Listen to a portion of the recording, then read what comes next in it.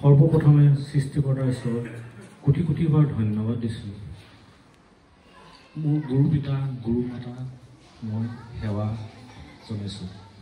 লগতে ঈশ্বৰৰ গৃহলৈ অহা নপুৰণি সকলো দাস দাসীক মই নমস্কাৰ জনাই মোৰ জীৱন্ত সাক্ষ্য মই দিবলৈ আপোনালোকৰ ওচৰত পাৰিছোঁ।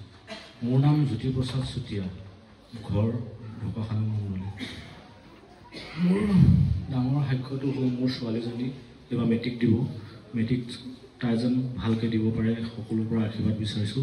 লগতে তাই আচল কথাটো হ'ল তাই আজি 2024 চনৰ নহয় 23 চনৰ পৰা তাই বৰ ডাঙৰ অসুখ হৈছিলে। অসুখত তাই গোটেই ৰাতিটো চটফটাই থাকে, অদ্ভুত আচৰণ কৰে। তাই বিভিন্ন ধৰণৰ বেমাৰৰ লক্ষণ দেখা দিলে। তেতিয়া আমি ডিব্ৰুগড়লৈ গৈ পিনি ডিব্ৰুগড়ৰ মেডিকেলত তাই CT স্কেন কৰালোঁ, EMI কৰালোঁ, ECG কৰালোঁ, কিন্তু তাইৰ ৰিপৰ্ট ডক্টৰে একো নাই বুলি ক'লে। তাই নাই বুলি কোৱাত আমি কি হ'ব কি নহ'ব আমি উপায় নোপোৱা হৈ পৰিলোঁ। আমি বেজ জ্ঞানীৰ লগত আমি ঘূৰোতে মোৰ দোকান বজাৰ আছিলে সকলোবিলাক মোৰ দেউলীয়া হৈ গ'ল। মোৰ উপায় নাইকিয়া হৈ গ'ল। মই কি হ'ব কি নহ'ব ভাবি মই চিন্তা কৰি ছোৱালীজনী মোৰ নাইকিয়া হৈ যাব বুলি ভাবি মই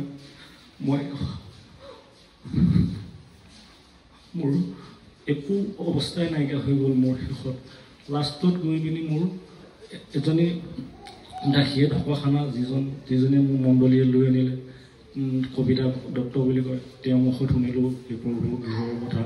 মই লৈ আনি প্ৰাৰ্থনা কৰাৰ পাছত লাহে লাহে তাই সুস্থ হ'বই ধৰিলে আৰু আজি আপোনালোকৰ মাজত তাই এয়া সম্পূৰ্ণ সুস্থ অৱস্থাত আছে। সকলোকে মই আশীৰ্বাদ বিচাৰিছোঁ। আৰু মোৰ এটা ডাঙৰ ভুল হৈ গ'ল। মই 2025 চনৰ প্ৰথমতে এটা মই ডাঙৰ ভুল কৰি পেলালোঁ। সেই ভুলটোৰ কাৰণে মই তাই আকৌ আগৰ অৱস্থাত তাই আগৰ অৱস্থালৈ গুচি আহিলে মোৰ নিজৰ ভুলটোৰ কাৰণে। সেই ভুলটো মই এনেকুৱা ডাঙৰ ভুল কৰি পেলালোঁ, সেইটো আপোনালোকৰ আগত মই আজি স্বীকাৰ কৰিছোঁ। গতিকে সেই ভুলটো যাতে তেনেকুৱা ভুল সকলোৱে যেন নকৰে তাৰ বাবে মই আপোনালোককো অনুৰোধ কৰিছোঁ। মোৰ ফালৰ পৰা মোৰ জীৱন্ত সাক্ষ্য এইটোৱে। নমস্কাৰ।